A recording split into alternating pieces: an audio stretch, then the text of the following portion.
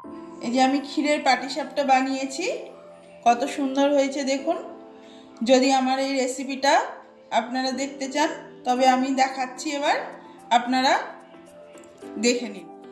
বন্ধুরা, আজকে আমি অনেক দিন পর আবার আপনাদের সামনে এসেছি।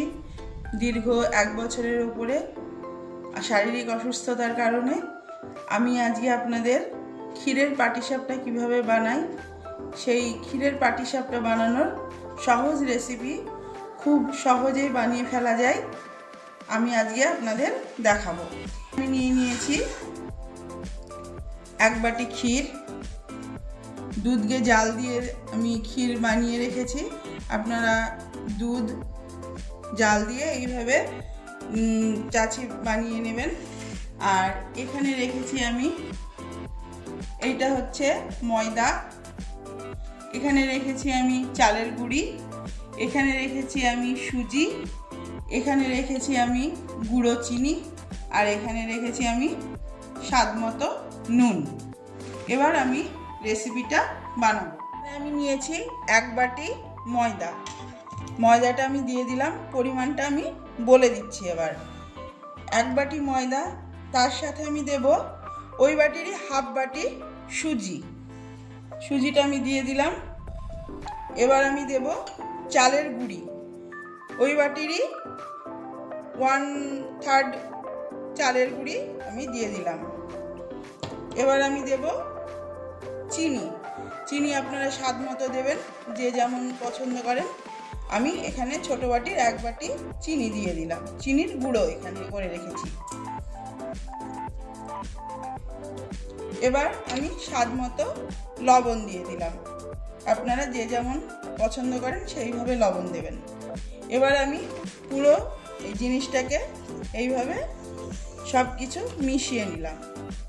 এবার আমি সাধারণ রুম টেম্পারেচারে থাকা জল দিয়ে দেব। এখানে গরম জলও না, আবার উষ্ণ গরম জলও না, একদম সাধারণ রুম টেম্পারেচারে থাকা জল আমি দেব।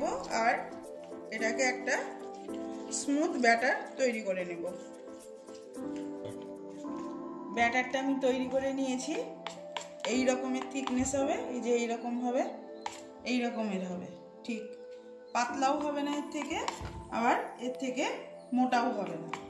এবার আমি কিছুক্ষণের জন্য, আধ ঘন্টার জন্য রেস্টে আমি রেখে দেব, তারপরে আবার ফিরে আসছি। আর আমি ওভেনে একটা ফ্রাই প্যান বসিয়ে দিয়েছি।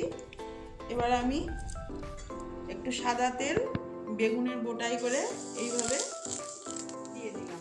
আপনারা চাইলে ব্রাশ করে নিতে পারেন, আমার কাছে ব্রাশ নেই, আমি বেগুনের বোটা দিয়ে করে নিলাম।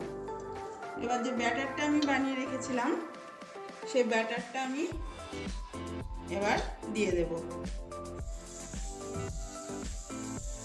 এবার এইভাবে ঘুরিয়ে ঘুরিয়ে পাতলা রুটির মতো করে নেব।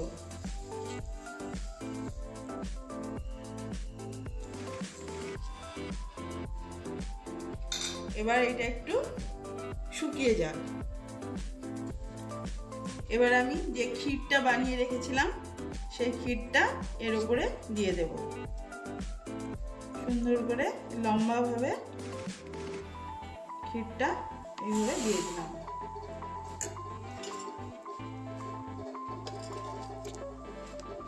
এবার আমি মুড়ে নেব। দেখুন খুব সহজেই একদম উঠে যাচ্ছে। হয়ে গেল একটা। আবারও আর একটা আমি করে দেখাবো। এবার আবারও আমি একটু তেল ব্রাশ করে নিচ্ছি বেগুনের বোটা দিয়ে।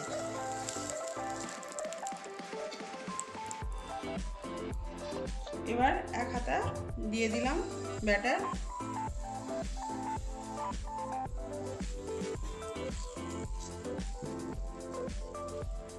এইভাবে গোল করে খুব সহজেই হয়ে যাবে, হাত লাগাতে হবে না, হাতা দিয়েই হয়ে যাচ্ছে, কি সুন্দর। এবার আমি ক্ষীরের পুরটা দিয়ে দেব লম্বা করে।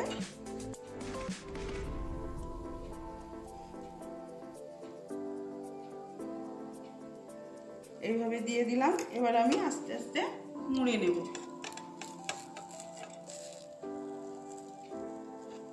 খুব সুন্দর এই যে উঠে যাচ্ছে।